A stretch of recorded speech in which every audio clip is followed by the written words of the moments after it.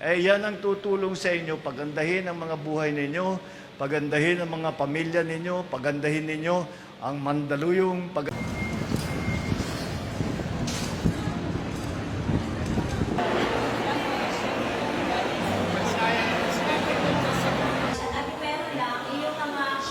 As someone na part ng marginalized group, naniniwala ako na hindi lang naman ako yung nakakaranas ng napakaraming challenges. No?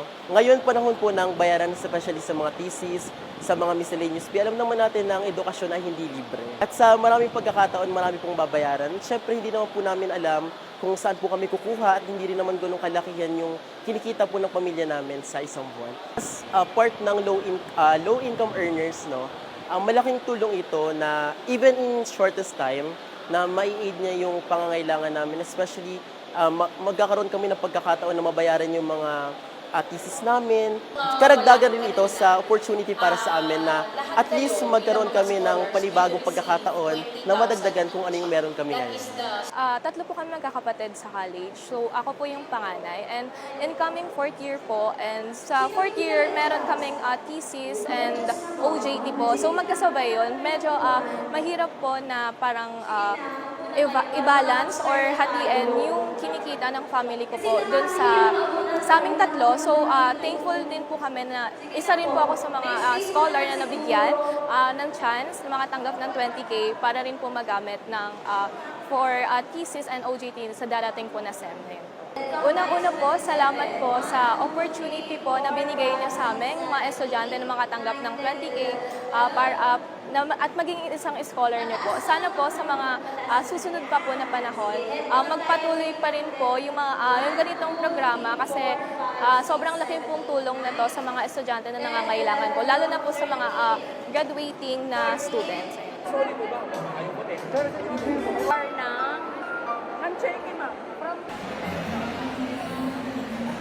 Rice no, na binigay ng ating Pangulo na yung una naming natanggap is 10 kilo. Ito na naman, nasundan na naman. So medyo nakaminuso kami. Ang binibili na lang namin ulam. No? Kasi yung bigas niyang binigay nung last week lang is hindi pa ubos. 5 kami hindi pa ubos. Nang una, nagpapasalamat po kami. Buong samahan ko po sa TUDA natutuwa dahil sa ginawa nyo. Magmula ng 5,000 at ito na naman may sunod-sunod na bigay ng bigas. Maraming salamat Pangulong Bongbong Marcos.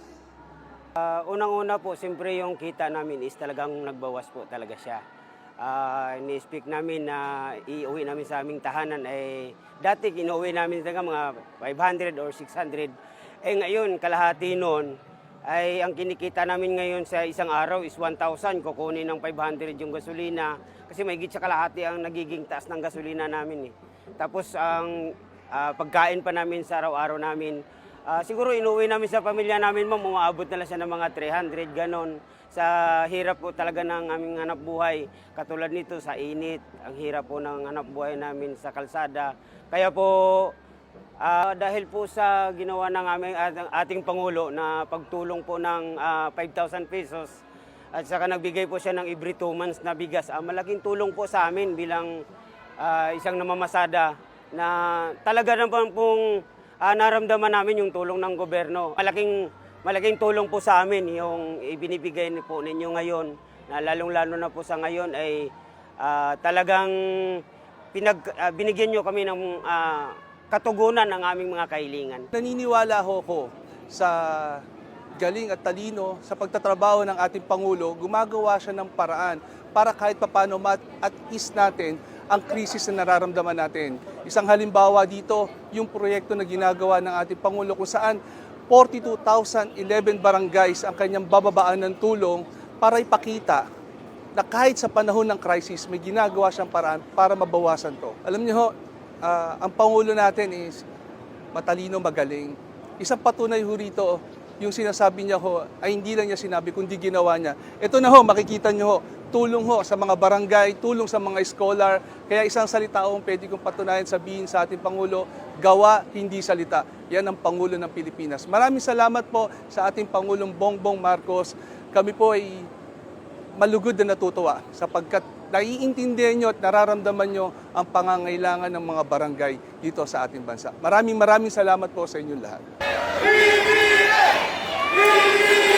Kaya learn as much as you can. Take full advantage of this opportunity because that valuable gift that you will receive, your education, yan ang tutulong sa inyo pagandahin ang mga buhay ninyo, pagandahin ang mga pamilya ninyo, pagandahin ninyo ang Mandaluyong, pagandahin ninyo ang Pilipinas. And that is something hindi na kayang kahit na anong mangyari, hindi na malulusaw yan. Hindi mananakaw sa inyo, hindi maaagaw sa inyo, hindi na mawawala yan. Asahan po ninyo na inyong pamahalaan ay hindi na kami nagpapahinga. At lahat kami ay lagi kaming nag-iisip kung ano pa ba ang mga para-paraan na magagawa natin upang matulungan ang mga kababayan natin na nangangailangan ng tulong at paano paratingin ang tulong na yan sa taong bayan para maramdaman at magamit agad. At hindi lamang na nag-uutos kami na ito yung gawin ninyo, ito yung gawin ninyo. Sabihin, nakikinig din po kami. Kung may kailangan kayo, kung meron kayong nakikita, kailangan ayusin, sabihin po ninyo sa amin. Gagawin po namin, hanggat kaya namin gawin, gagawin po namin. At tuloy-tuloy po dapat ang ugnayan, hindi lamang sa gobyerno, kung hindi sa isa't isa. At sa ganung paraan, lahat ng pangangailangan at least malalaman natin at makakanapan natin kung hindi solusyon, pantulong man lang.